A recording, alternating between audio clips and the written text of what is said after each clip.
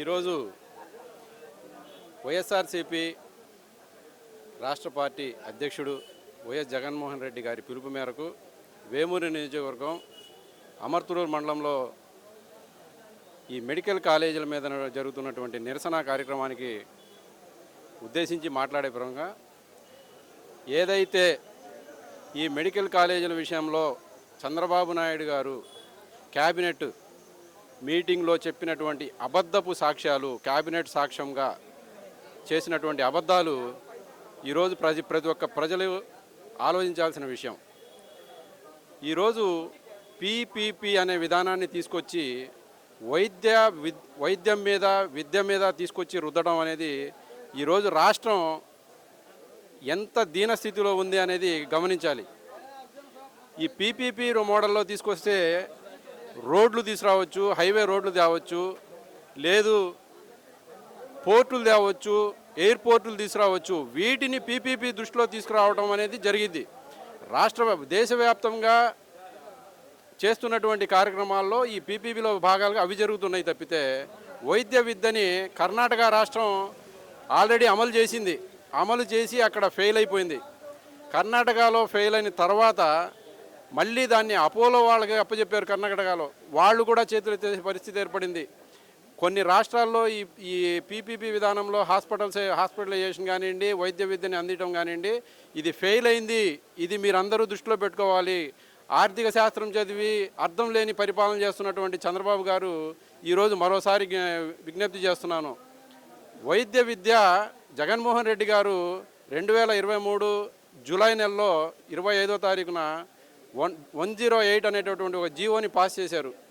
ఈ జీవో ప్రకారం వైద్య విద్యలో ప్రతి ఒక్క పేద విద్యార్థి కూడా ఎవరైతే అర్హులు ఉంటారో రాష్ట్ర కోటా కింద 50% ఫ్రీ సీట్లు కేటాయించి వాళ్ళకి 15,000 మాత్రమే ఫీజు కేటాయించి మేనేజ్మెంట్ కోటాని కేవలం 15,000 రూపాయలు 12 లక్షల రూపాయలు మాత్రమే ఫీజులు పెట్టడం జరిగింది.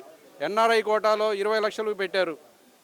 దానిని గనక ఈరోజు 26 జిల్లాల్లో 26 మెడికల్ కాలేజీలు కనుక ఏర్పాటు చేయగలిగితే దీనికి ఏదైతే ఈరోజు ఇంజనీరింగ్ స్టూడెంట్స్ రాజశేఖర రెడ్డి గారి పుణ్యమా అంటూ ఈరోజు ఎట్లాగైతే జరుగుతుందో ప్రతి కాలేజీలో బీటెక్ అని ఎట్ ద సేమ్ టైం వైద్య వృత్తి కూడా అదే అభివృద్ధి అనేది జరిగే అవకాశాలు ఉన్నాయి. దీన్ని దృష్టిలో పెట్టుకొని జగన్మోహన్ రెడ్డి గారు కోవిడ్ వచ్చిన టైంలో రాష్ట్రంలో వైద్య విద్య ఎంత అవసరం ఉంది, డాక్టర్ల అవసరం ఎంత ఉంది అనేది దృష్టిలో పెట్టుకొని గతంలో 2019కి ముందు 12 మెడికల్ కాలేజీలు మాత్రమే ఉన్నాయి. ఆ 12 మెడికల్ కాలేజీని 17 మెడికల్ కాలేజీలు అదనంగా ఇస్తే 29 మెడికల్ కాలేజీలు అవుతాయి. రాష్ట్ర వ్యాప్తంగా ఏ జిల్లాకు ఆ జిల్లా ఒక మెడికల్ కాలేజీ ఏర్పడాలి. ఆ మెడికల్ కాలేజ్ అనుసంధానంగా పిహెచ్సిలు కానివ్వండి, అర్బన్ క్లినిక్లు కానివ్వండి, విలేజ్ క్లినిక్లు కానివ్వండి, హెల్త్ సెంటర్లు కానివ్వండి, వీటంతా కలిపి ఒక హబ్గా ఏర్పాటు చేయాలనేటువంటి ఒక సదుద్దేశంతో ఈరోజు జగన్మోహన్ రెడ్డి గారు శ్రీకారం చుట్టారు. దానిని తుంగలో తక్కి కేవలం ఆ డాక్టర్లని ఆ స్టాఫ్ని ఏర్పాటు చేస్తే నిధులు అవసరం అవుతాయని చెప్పేసి ఒక వంకర బుద్ధితో ఒక వంకర ఆలోచనతో తాను పీపీపీకి అప్పచెప్పడం అనేది జరుగుతుంది. ఈ విషయాన్ని గమనించాల్సిన ప్రజలు పీపీపీ విధానంలో ఎంఓయు ఏం జరిగింది, అసలు ఎంఓయు అనేది ఈరోజు వరకు బయటికి రాలేదు. 33 సంవత్సరాలు ఈ పీపీపీ విధానంలో అగ్రిమెంట్ చేయడం అనేది జరుగుతుంది. ఈ 33 సంవత్సరాల్లో ఎంఓయూలో ఏం పెట్టారు, ప్రజలు ఎంత ఇబ్బంది పడతారు, రేపు ఈ కండిషన్స్ ఏమున్నాయనేది ఎవరికి తెలియదు. ఏం జరుగుతుంది ఈ రాష్ట్రంలో అంటే మిమ్మల్ని నమ్మి ప్రజలు ఓటేసి నువ్వు చెప్పినటువంటి బూటకు మాటలు నమ్మి చేసినటువంటి ఈ తప్పుడు ప్రచారం చేసుకొని మేనిఫెస్టో పెట్టి ఏమయ్యా చంద్రబాబు నాయుడు గారు, నేను ఒక మాట చెప్తున్నా సూటిగా, ఆనాడు జగన్మోహన్ రెడ్డి గారు ఇంటికి ఒక విద్యార్థికి అమ్మఒడి ఇస్తాను అని చెప్పేసి నిబద్ధతగా చెప్పారు. నువ్వు 4 ఎంతమంది ఉంటే అంతమందిని ఇస్తాను, ఎంతమంది కంటే అంతమందిని కనండి వాళ్ళకు కూడా ఇస్తాను అన్నావు. ఆలోచన ఉన్న వ్యక్తి అయితే, ఆలోచన పరిపాలన చేయగలిగే ఉద్దేశం ఉంటే మీరు ఆ మాట చెప్పుండ్రు. ఆర్థిక శాస్త్రం చదివిన అర్థం లేని మాటలు చెప్పే మీరు మీ ప్రలోభాలు, మీ సీటు కోసం కేవలం ఇటువంటి మాటలు చెప్పి ఈరోజు అధికారాన్ని చేజిక్కించుకున్నారు. అంటే పీపీపీ విధానం అయితే ప్రజలకు మంచి జరుగుతుందని కదా. పీపీపీ విధానంలో మంచి జరిగిద్ది. అప్పుడు నీతి ఆయోగ్ చెప్పింది ఏంటి, కేంద్రం ప్రతి ఒక్క రాష్ట్రంలో మెడికల్ హబ్బుల్ని తీసుకొచ్చి మెడికల్ కాలేజీలని పీపీ కింద ఇవ్వండి అన్నారు.